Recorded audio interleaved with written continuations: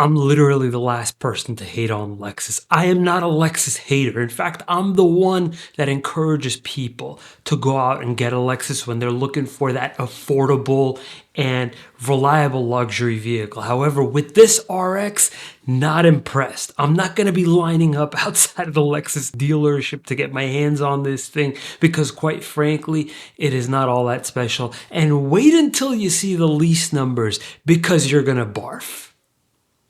What I want to do for you in this video is stack the RX against the Acura MDX and tell you why you should just cancel your plans to get the RX and go straight to the Acura dealership.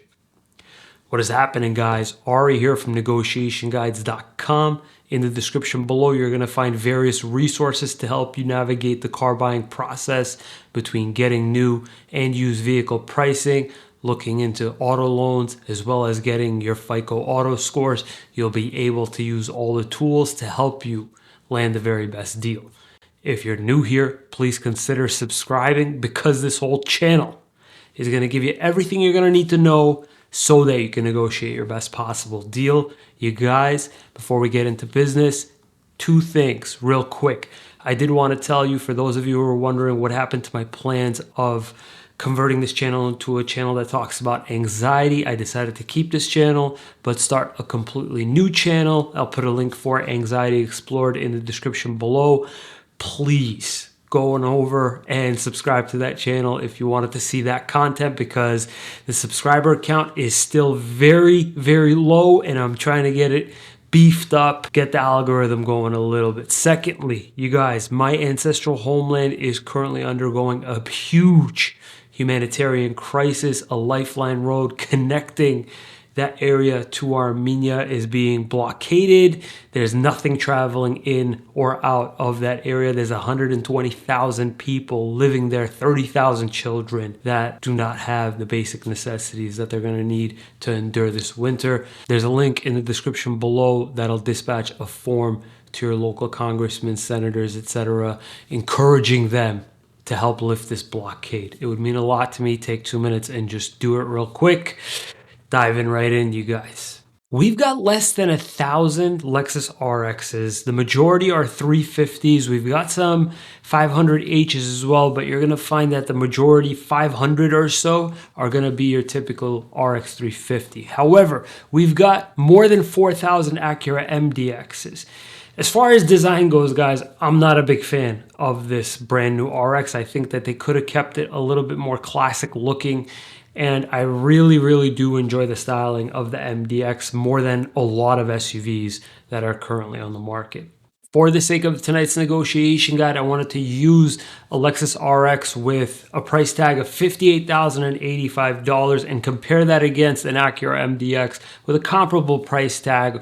It's going to be a tech package with an MSRP of $57,645. You're going to find that the MSRPs on these two are very, very close once you start getting into the higher trim MDXs. However, a much lower priced MDX could be had as opposed to, say, a $60,000 Lexus RX. Right now, Lexus is not offering a promotional APR on their 2023 because they're still offering a promo APR of 3.9% on their 2022. They are offering 3.9% at 60 on the MDX, however, as well as a $1,000 loyalty incentive. The 3-year residual on these two cars are the same. They're about 59, 60%. And I don't think that that'll change all that much when the market readjusts and it starts taking into consideration inflation and used car value, yada, yada.